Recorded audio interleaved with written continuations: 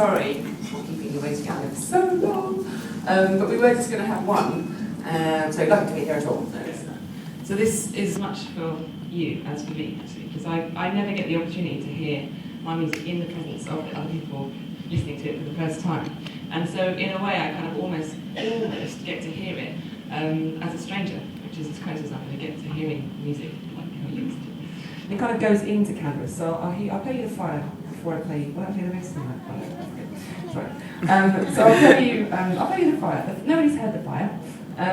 Did anybody, when I was in Maui the last time, I never, like, before improvised in front of people outside of, my living room, because I just thought it was too embarrassing. But when I went to Maui, I thought I really wanted to get a piece of improvised piano on the record, because it was the only thing that I was missing. I felt to have a piece of that completely non-scripted, non-thought about, just a kind of stream of consciousness, where all the other stuff is very, very thought about.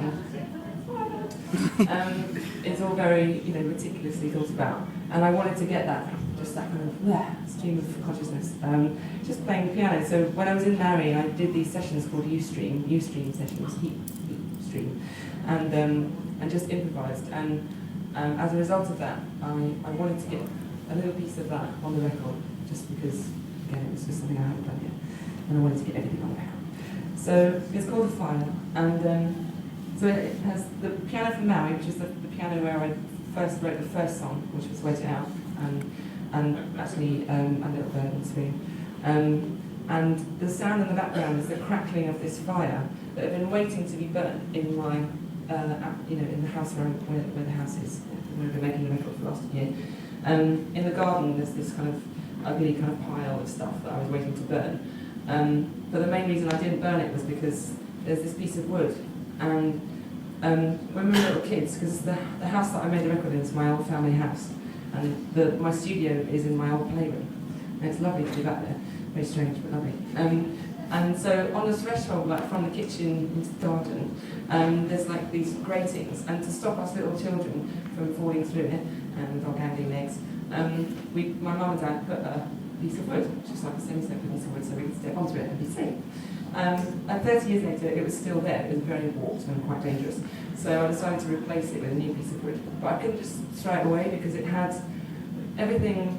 It had our family on it, like when we were together. So it had me, my brother, my sister, my mum and my dad's feet when we were with the family. And I just felt like I wanted my family to be there when I burnt it.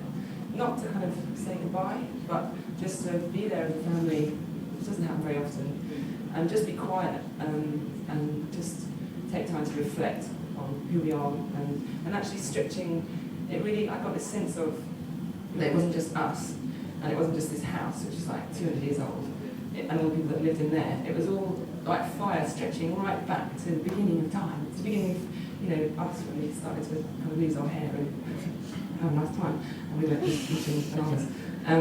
So this sense of this fire being like really old and fantastic, but also having this presence of us and my family, and also and clearing the space for a new as well. Yeah. So that in the background, that's what's burning. First train home. First train home. First train home.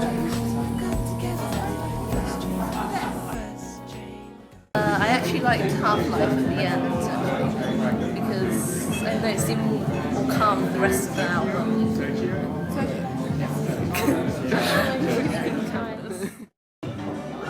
Most memorable part of the evening was listening to an album for the first time and sitting 3 feet away from the person who created it. You can't beat that.